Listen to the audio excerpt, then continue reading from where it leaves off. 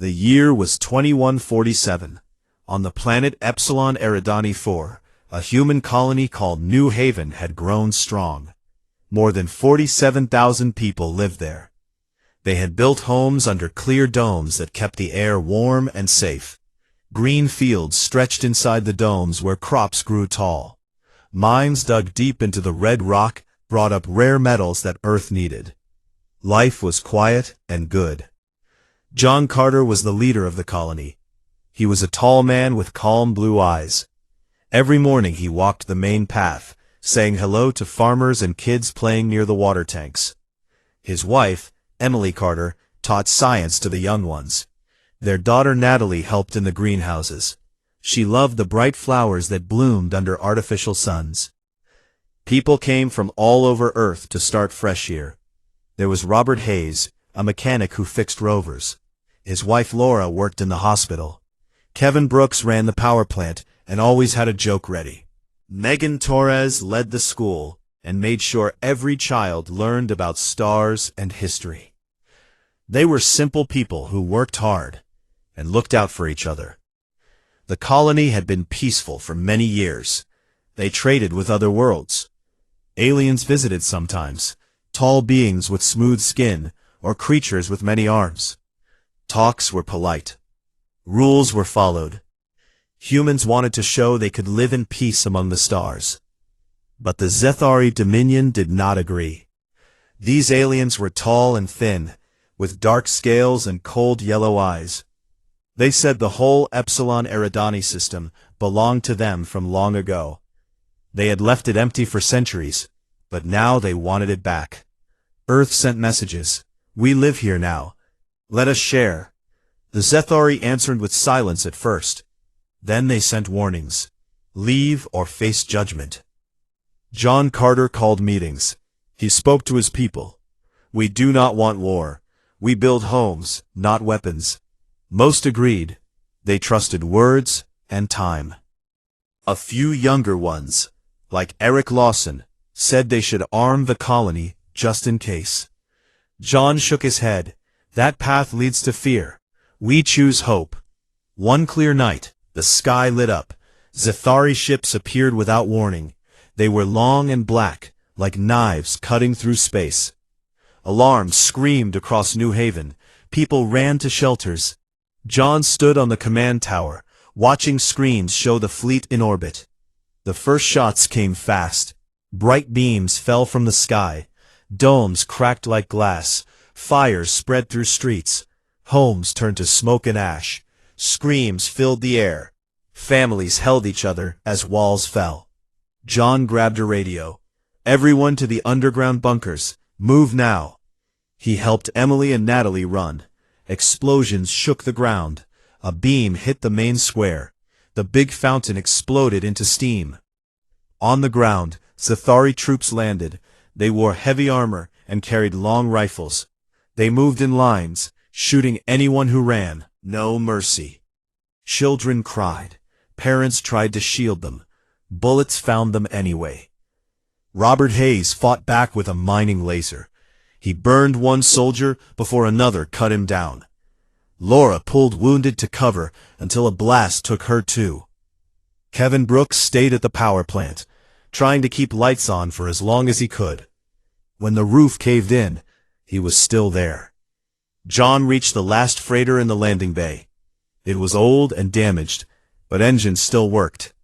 He pushed Natalie inside. Go, tell Earth what happened. Emily kissed him quick. Come with us. John shook his head. Someone has to hold them here. He closed the hatch. The ship lifted off as more beams hit the ground. Inside the freighter, Natalie watched through a small window. The colony burned below. Domes glowed red, then went dark. She cried silent tears. The pilot, a young man named Brian Cole, flew low to avoid shots. The ship shook hard. Sparks flew from panels. They escaped into space, trailing smoke. Back on the burning world, John stood alone on a hill. Zthari soldiers closed in. He held no weapon. He looked at the stars one last time. We only wanted a home, he said softly. A shot, ended his words. The freighter limped toward the jump point. Brian sent a tight beam message to Earth. It carried video files, clear pictures of the attack, families running, soldiers firing, children falling. The Zthari broadcast their own message across the galaxy. This was lawful reclamation. Humans had no right. The matter is closed. On Earth, in a deep bunker under Colorado, Laura Bennett sat at her desk. She was a senior analyst for United Terran Defense. Her screen showed incoming data. When the video started, her hand froze on the coffee cup. The images played. Domes breaking, people screaming, blood on red dirt. A small girl, no older than 10, reaching for her mother before a beam took them both. Laura felt sick. She called her boss. "You need to see this, now." Soon the room filled with leaders. General Daniel Brooks watched in silence. Admiral Sofia Ramirez clenched her fists. President Megan Torres arrived last. She stood behind them, face hard. The video ended. No one spoke for a long minute. Megan broke the quiet. "How many dead?" "Most of the colony," Laura said. 40,000 or more. Few escaped. Megan looked at the frozen image of burning New Haven. "They called it lawful." General Brooks nodded. "Zthari law, not ours." Admiral Ramirez spoke next. "We condemned it already. Sanctions are in talks." Megan turned. Her voice was low but clear. "Sanctions will not bring them back." She walked to the window that showed a model of the galaxy. Dots marked human worlds. One dot, small and far, was now dark. "We have played by their rules for a long time," Megan said. "We built, we traded, we smiled and bowed. And this is what we get." She looked at each person in the room. No more formal letters, no more waiting for votes in rooms full of strangers who do not care. Laura felt the air change. Something heavy settled over them. Megan continued. "Gather the admirals. Wake the factories. Pull every file on the old programs we kept quiet." General Brooks raised an eyebrow. "The heavy ones?" "Yes," Megan said. "All of them." She turned back to the screen. The last frame showed a Zthari ship over the ruins. "They think we are weak because we choose peace," she said. "They are wrong." Outside the bunker, dawn came over Earth. People woke to normal days. News feeds still called it a tragic incident.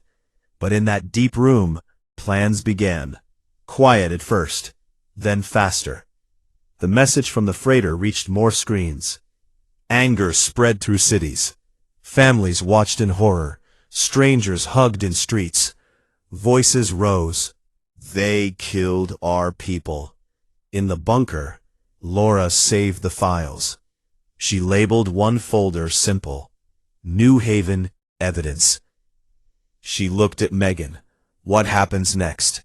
Megan did not smile. "We answer." And in that moment, the long patience of humanity started to break. The freighter carrying the survivors from New Haven limped into Earth orbit 3 weeks later.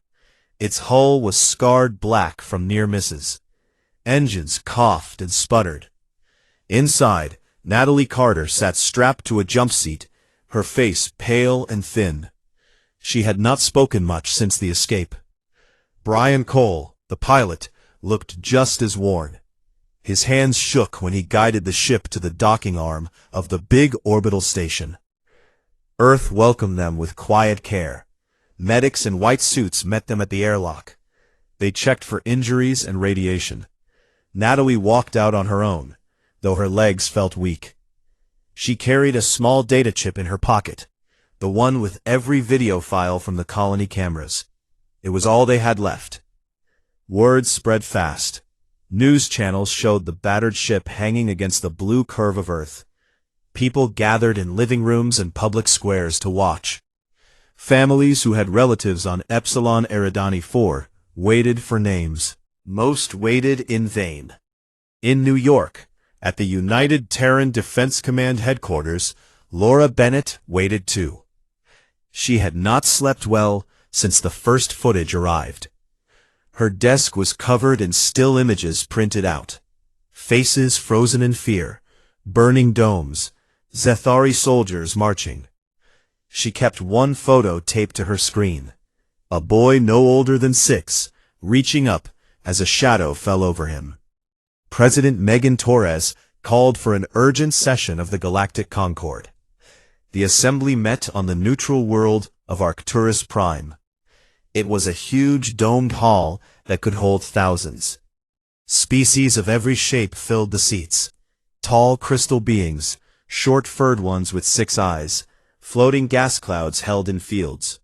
Humans had only one voice there. Ambassador Kevin Hayes. Kevin was a steady man in his late 50s.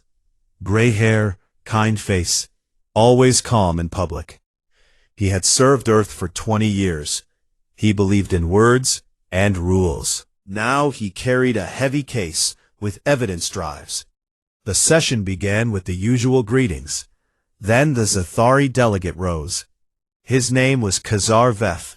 He stood 7 feet tall, scales shining under the lights.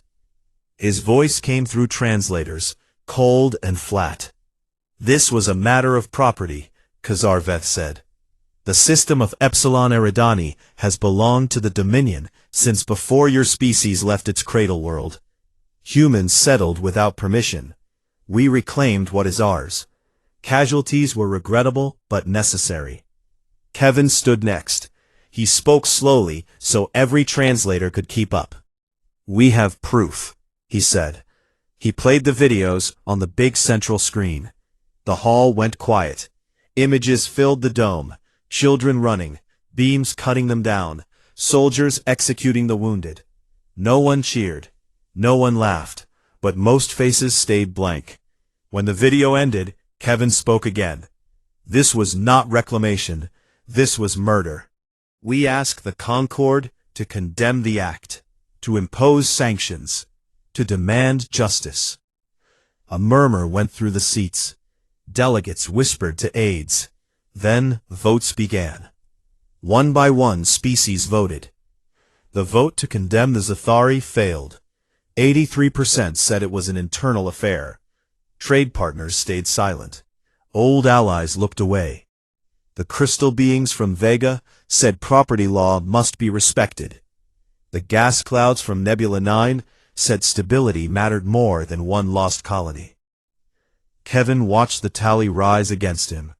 His hands stayed steady, but his eyes grew hard. Khazar Veth spoke one last time. The matter is closed. Humans should learn their place. Kevin walked out of the hall without another word. He did not look back. The shuttle ride back to Earth was long and quiet. Kevin sat alone, staring at the stars. When he landed in Washington, a car took him straight to the White House. President Megan Torres waited in the small briefing room. General Daniel Brooks and Admiral Sofia Ramirez were already there. Laura Bennett stood by the wall with a tablet. Megan did not waste time on greetings. What happened? She asked. Kevin set his case on the table. They voted it down, overwhelmingly. They called it legal. Megan leaned back in her chair. She looked tired, but not surprised. So the galaxy has spoken, she said softly. Laura stepped forward. The footage is everywhere now. People are angry. Protests started in London, Beijing, Sao Paulo. They want action. Megan nodded. I know. She stood and walked to the window. Outside, the city lights glowed. Normal life went on. Kids played in parks. Cars moved on highways. But something had shifted. We have followed every rule, Megan said. For decades. We joined their clubs. We paid their fees. We smiled when they insulted us. We said please and thank you. And they killed our people like it was nothing. She turned to face them. No more. General Brooks cleared his throat. Madam President, what are you ordering? Megan met his eyes. Wake the war rooms. Pull the classified projects out of storage. The ones we promised never to use unless the sky fell. Admiral Ramirez raised an eyebrow. The heavy shipyards, the railgun arrays, the drone swarms, all of it, Megan said. And tell the factories to start double shifts, no delays. Kevin spoke up. We can still try diplomacy. One more push. Megan cut him off gently. Kevin, you did your job, you spoke for us. They answered with silence and votes. Diplomacy is over. She walked to a screen on the wall. It showed a map of known space. Human worlds glowed blue. Zthari space was a large red patch. They think we are soft, Megan said, because we choose peace, because we build schools instead of forts, because we talk instead of shoot. She pointed at the red area. They are about to learn we can stop choosing. Laura felt a chill. She had seen Megan angry before, but never like this. The president's voice stayed calm, but the words carried weight. General, I want mobilization plans on my desk by morning. Every reserve unit, every ship in dry dock. Admiral, get the fleet admirals on secure line. Tell them we are not bluffing. Brooks and Ramirez nodded and left. Kevin stayed. What about the people? They will ask questions. Megan looked at him. They already know. The videos are playing on every channel. Mothers are crying. Fathers are quiet. Kids are asking why. Soon they will demand answers. We will give them one. She paused. And when the time comes, I will speak to the world. Laura spoke softly. What will you say? Megan smiled, but there was no warmth in it. I will tell them the truth. We tried to be part of their club. We followed their laws. We lost everything for it. She looked out the window again. Now, the club is closed. Kevin stood. I will help however I can. Megan put a hand on his shoulder. You already did. Go home to your family tonight. Rest. Tomorrow we start building. He left. Laura stayed. Megan turned to her. You saw the footage first. You know what it means. Laura nodded. It means we cannot go back. No, Megan said. We cannot. She looked at the map one more time. They drew a line in blood, she said. Now we draw our own. Outside, night deepened over Earth. Streetlights flickered on. People walked home from work. Some carried signs now. Justice for New Haven. No more silence. The anger was small at first, like a spark, but sparks catch. In the quiet room, Megan stood alone for a moment. She touched the photo Laura had left on the table, the boy reaching up. Her finger traced his face. Soon, she whispered. The long patience was ending. The anger on Earth did not stay quiet.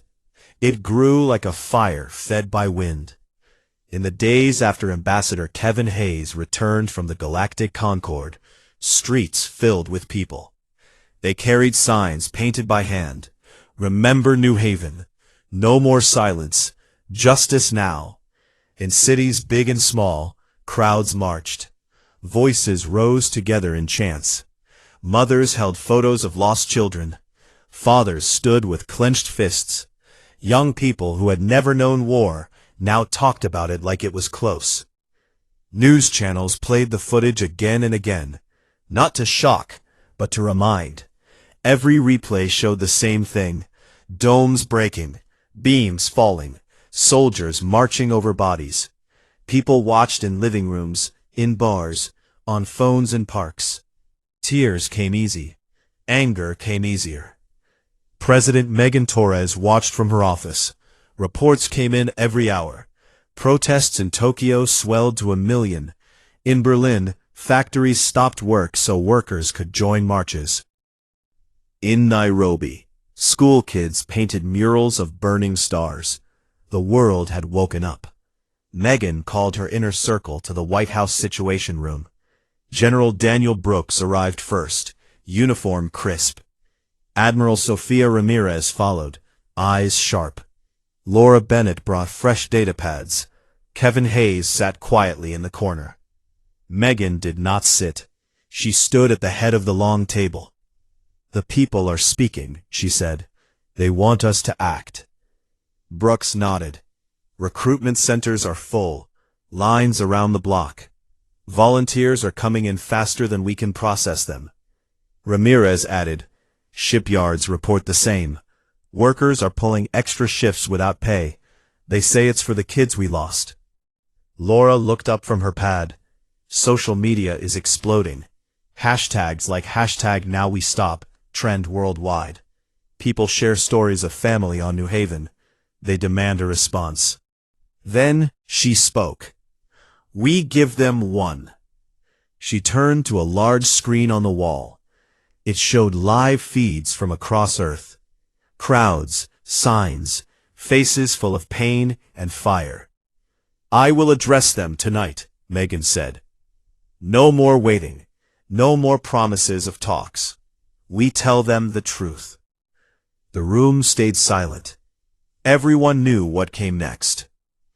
That evening, every screen on Earth lit up at the same time. Phones buzzed. TVs turned on automatically. Billboards switched feeds. Megan Torres appeared. She stood alone in the East Room. No flags behind her. No podium. Just her, in a simple dark suit, looking straight into the camera. Her voice was calm and clear. Good evening, she began. Tonight I speak to every person on Earth, and every human beyond it. We have lost something precious.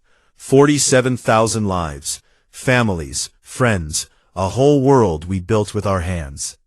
She paused. The silence felt heavy. For years we chose peace. We joined their councils. We followed their laws. We traded. We smiled. We said we belonged among the stars. Another pause. They answered with fire and blood. Images appeared behind her. Not the worst ones, but enough. A burning dome. A child's shoe in red dirt. A hand reaching up. We showed the galaxy proof, Megan continued. We asked for justice. They voted it away. They called murder legal. They told us to learn our place. Her eyes hardened. We have learned. She leaned forward just a little. We have been patient. We have been reasonable. We have been civilized. The word hung in the air. Megan's voice dropped lower, but every listener heard it clear. Now we stop being civilized. The phrase landed like a hammer. Screens around the world froze on her face for a second. Then cheers erupted. In bars, people stood and shouted. In homes, fists pumped the air. In streets, crowds roared so loud it shook windows. Megan kept speaking. This is not revenge. This is protection. Never again will our people die because others think we are weak. We will build what we need. We will train who will fight. We will go where we must. And when the Zthari look up, they will see what happens when humanity says enough. She looked straight ahead. To our enemies, you drew first blood. We will answer in full. To our people, we will bring our children home. We will rebuild, and we will make sure no one dares touch us again. She gave a small nod. Good night. The screen went dark. The world changed in that moment. Factories that made cars and appliances now built warships. Old assembly lines in Detroit and Shanghai roared with new purpose. Engineers pulled all-nighters to test railguns that fired metal slugs at speeds that cracked light itself. Designers worked on armor thick enough to laugh at energy beams. Drone swarms grew in hidden hangars, tiny machines that could think and strike like angry bees. Recruitment centers stayed open around the clock. Young men and women signed up. Some had lost family. Others just wanted to stand for something. Eric Lawson, the mechanic from New Haven who had argued for weapons, now trained recruits in close combat. His voice was rough but steady. They took everything, he told them. We take it back. In a hospital in California, Natalie Carter lay in a bed. Burns covered her arms and face, but she was healing. A camera crew came to see her. She agreed to speak. Natalie looked into the lens. Her voice shook at first, then grew strong. My dad stayed behind so I could live. My mom kissed me goodbye. They were good people. They hurt no one, she swallowed. The Zthari think we are done. They are wrong. We are coming. The clip played everywhere. Natalie became a symbol. Posters of her face appeared on walls, not smiling, just looking forward with quiet fire. Ships rose from Earth docks. First the small ones, fast scouts with new stealth fields, then bigger ones. The UNS Independence slid out of orbit, its hull fresh and deadly. Railguns lined its sides like teeth. Admiral Sofia Ramirez stood on the bridge. She touched the command chair. Engines hot, she said. Course set for the frontier. More followed. The Sol Vanguard Fleet, the Liberty Armada, names chosen by crews who painted them on hulls themselves. In quiet moments, Megan walked the White House halls alone. She thought of the boy in the photo, the girl reaching for her mother. She thought of John Carter closing the hatch. She whispered to the empty rooms. Soon. Earth turned. Days became weeks. The spark had become a blaze. Volunteers trained. Machines hummed. Plans sharpened. Some aliens laughed at first. Primitives playing war. Others stayed silent. A few quietly moved ships away from borders. Humanity no longer asked permission. They prepared. And when the time came, they would answer with one simple true. The first strikes came quiet and fast. No big announcements, no warnings. Human stealth corvettes slipped past Zthari border sensors like shadows in deep space. Their hulls drank in light and gave nothing back. Inside each ship, crews worked in red light, faces set hard. They carried new weapons, missiles with smart heads that could think, railguns that fired metal faster than sound could travel through air. Captain Eric Lawson led the first raid. He stood on the bridge of the UNS Shadowfang. The small ship carried only 40 people, but everyone knew why they were there. Eric had lost his brother on New Haven. He kept a photo in his pocket, a boy smiling next to a dome flower. The photo was creased from being held too many times. Target acquired, the sensor officer said softly. 3 Zthari supply freighters, no escorts. Eric nodded. Engage. The corvette moved closer. No beams lit the dark. Instead, silent missiles left their tubes. They curved through space, engines cold until the last second. Then they woke. Explosions bloomed like flowers of fire. One freighter split in half. Another lost its engines and spun slow. The third tried to run. A railgun slug punched through its core. Metal bloomed outward in silence. The Zthari command posts received garbled distress calls. Officers stared at screens showing empty space where ships should be. Pirates? One asked. Another shook his head. Humans. Word spread through the Dominion. Commanders laughed at first. Primitives with toys. But the losses kept coming. Convoys vanished. Outposts went dark. Supply lines that fed fleets started to dry up. Admiral Sofia Ramirez watched from the bridge of the UNS Independence. The big dreadnought hung at the edge of neutral space. Its hull was thick with new armor plates. Railguns ran along its length like long fingers. She had gray in her hair now, but her eyes were sharp. Status? She asked. Her executive officer answered. 12 supply groups hit in the last week. Zthari are pulling ships back to protect their core worlds. Sophia allowed a small smile. Good. Let them pull back. Makes the next part easier. The main fleet moved out 2 weeks later. 30 human dreadnoughts and hundreds of support ships jumped into Zthari space. They aimed for Vega Relay, a key choke point. Massive rings of metal and energy, that let ships jump faster across sectors. If Vega fell, half the Dominion would be cut off. The Zthari waited. 100 cruisers formed a wall. Their shields glowed blue. Commanders broadcast messages. "Turn back, humans. This is your last chance." Sophia stood on her bridge. Screens showed the enemy line. She touched the arm of her chair. "Signal the fleet," she said. "Full advance. No fancy tricks at first, just straight on." Zthari beams lashed out. They hit shields hard. Independence shook. Lights flickered. Damaged crews ran to seal breaches. But the armor held. New composites ate the energy and turned it into heat that vents bled away. "Return fire," Sophia ordered. Railguns spoke. Long streaks of light crossed the dark. Slugs hid Zthari shields. Some cracked. Some shattered. A cruiser exploded in a bright flash. Another lost half its guns. The humans kept coming. They took hits that would have broken older ships. Their hulls smoked but did not break. Boarding pods launched from the bigger vessels. Small craft full of soldiers in heavy suits. They slammed into enemy hulls and cut inside. Captain Eric Lawson led one boarding team. His squad moved through dark corridors.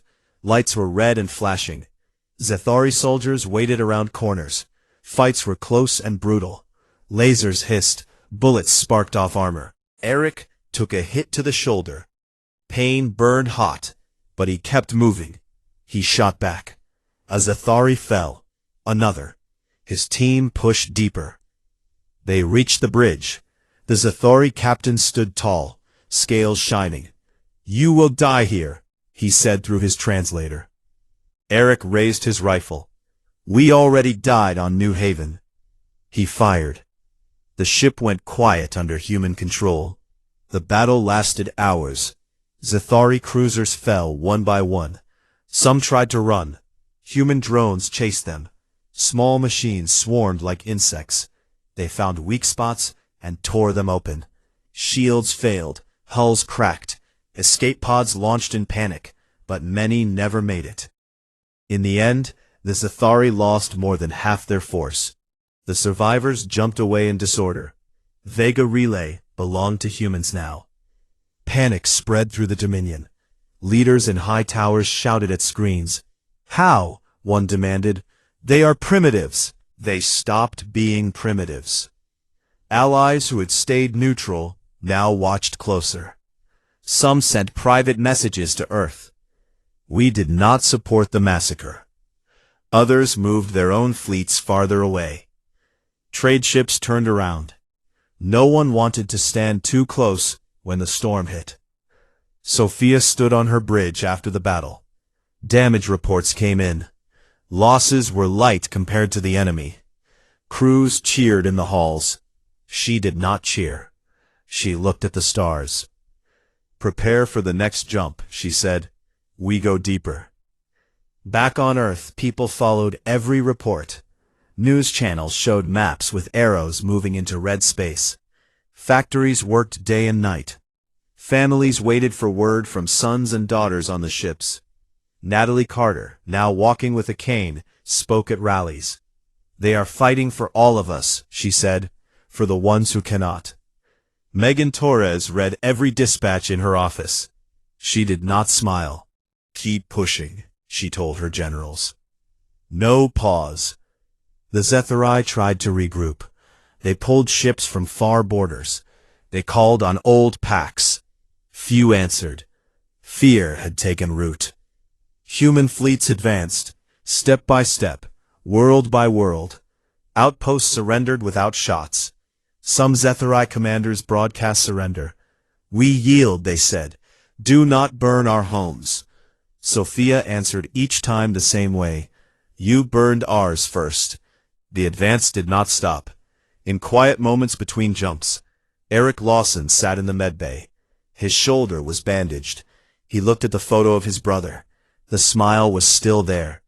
"Soon," he whispered. "We finish this." The galaxy watched. Aliens who once dismissed humans now spoke in low voices. They do not stop. They do not forgive. They remember. The counteroffensive rolled on. Ships grew in number. Weapons grew sharper. Resolve grew harder. The Zthari homeworld waited, at the end of the path. Its defenses were strong, but strength can break. Humanity had stopped asking. They were coming to collect. The human fleet reached the Zthari homeworld after months of hard pushes. The planet was called Zthar Prime. It hung in space like a dark jewel, wrapped in thick clouds of silver and gray. Towers of black stone rose from its surface. Orbital rings circled it, full of guns and shields. The Zthari had built their defenses for centuries. They thought nothing could break them. Admiral Sofia Ramirez looked at the main screen on the bridge of the UNS Independence. The fleet stretched behind her, hundreds of ships now, from small scouts to massive dreadnoughts. Railguns gleamed. Drone bays stood ready. Crews waited in silence. Enemy defenses at full power, the tactical officer said. Shields cover the main continents. Orbital platforms number over 200. Sophia nodded. We expected that. Begin Phase 1. The fleet moved forward as one. No rush, no fear. Human ships took positions in a wide arc. Then the bombardment started. Railguns fired first. Long streaks crossed the void. Slugs hit the orbital rings.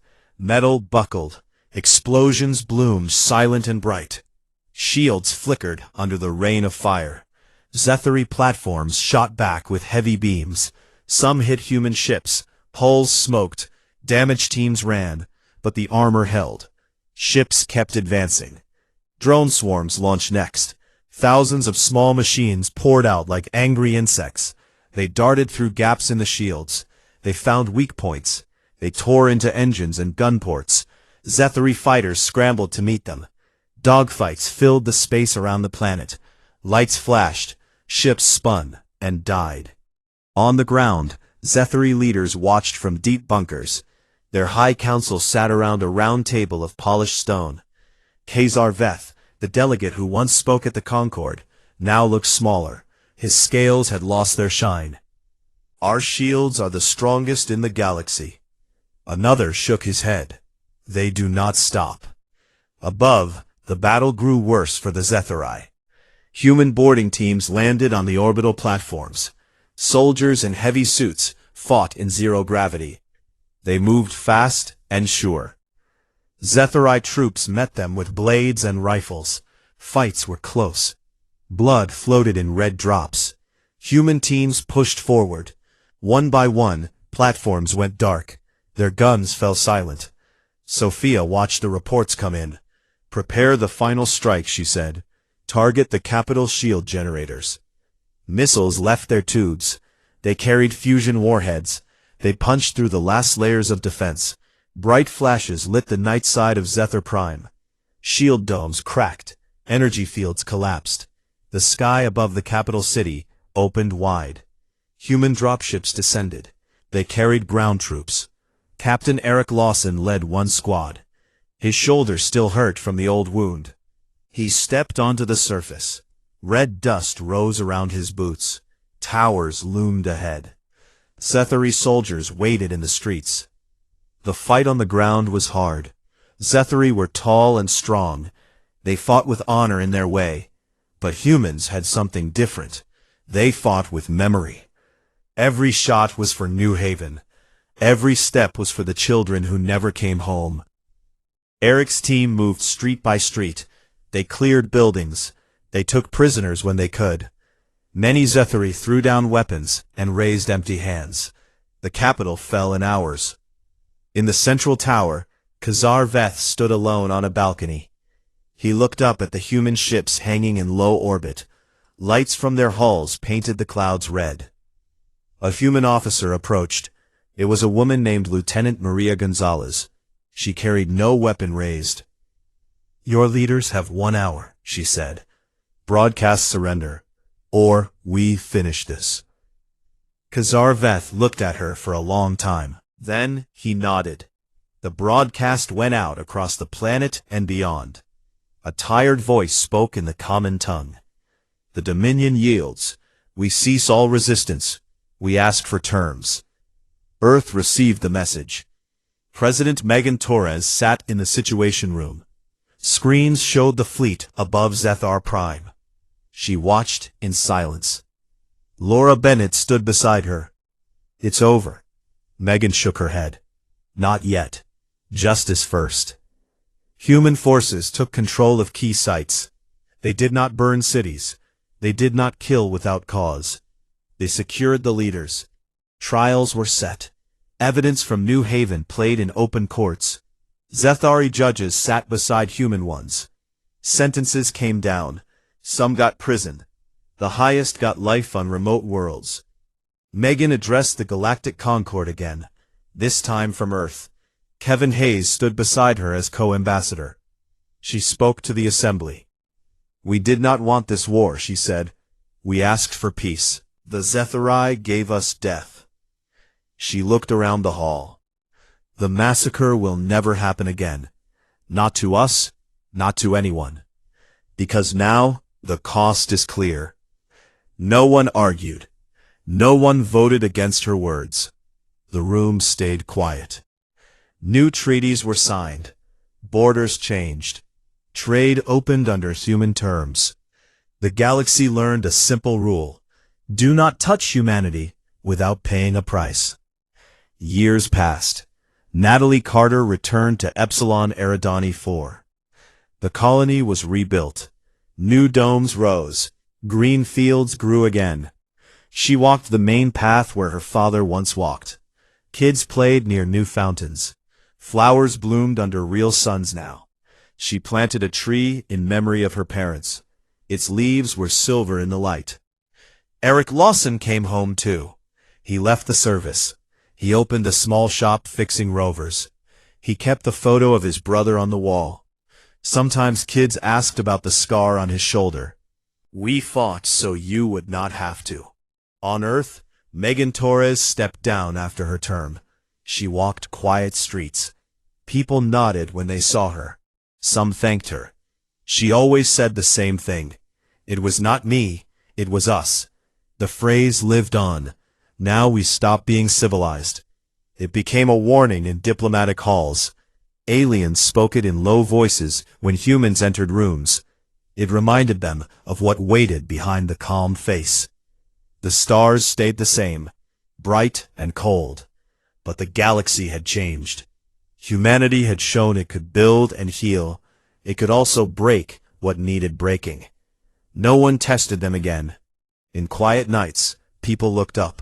They remembered the lost. They remembered the answer. And they slept easier, knowing the price had been paid.